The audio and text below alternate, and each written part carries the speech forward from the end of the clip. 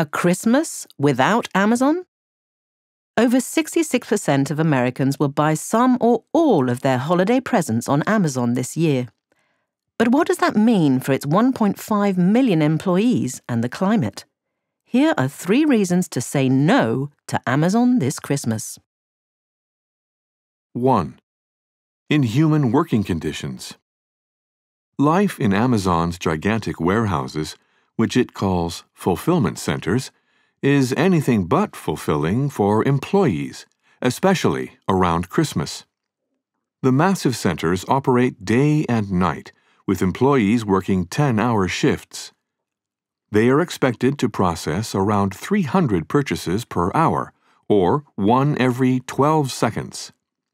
This frenetic work rate, in an environment with moving machinery, leads to frequent accidents. Indeed, Amazon is currently under pressure to explain why the average injury rates in some of its American centers are almost twice as high as its competitors, and, in one case, 5 times higher. Ideally, the company would no doubt like to automate the whole process, but robots are not adapted for handling products in an infinite variety of shapes and sizes. So, they have done the next best thing: used humans as if they were robots. Each employee has an AI-controlled device strapped to their arm.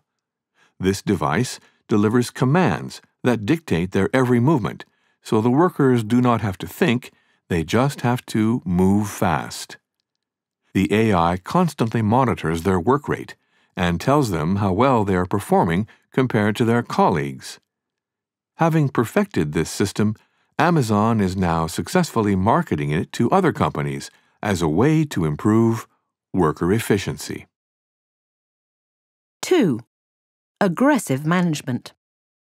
Until very recently, no Amazon employees had union representation, as the company has aggressively and successfully resisted all attempts by workers to organize themselves.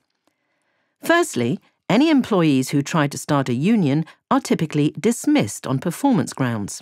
Secondly, the extremely high turnover of employees in its centers, an incredible 150% a year in some places, makes it difficult to create a solid base of union members.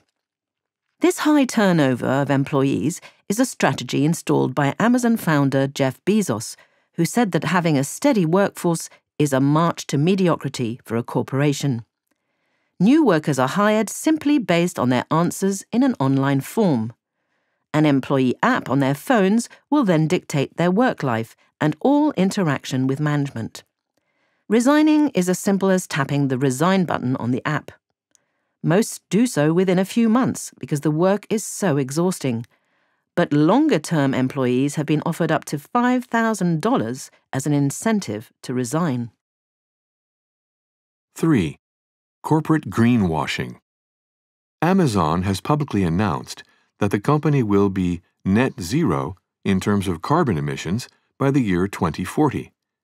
Indeed, it already reports lower emissions than some rival businesses that are much smaller than it is. Unfortunately, this is just corporate greenwashing, as the statistics it quotes are more than questionable. Normally, a retailer calculates its carbon footprint by accounting for the entire life cycle of every product it sells, from manufacture to recycling, even though those products are generally made by other companies. Amazon doesn't do that. Its carbon statistics are solely based on the products it sells under its own Amazon Basics brand, which is 1% of its total business. Will Amazon be carbon neutral on that 1% by 2040? Sure. But Jeff Bezos, who recently stepped down as Amazon's CEO, isn't going to be able to build himself more space rockets if the other 99% of its business has to become sustainable too.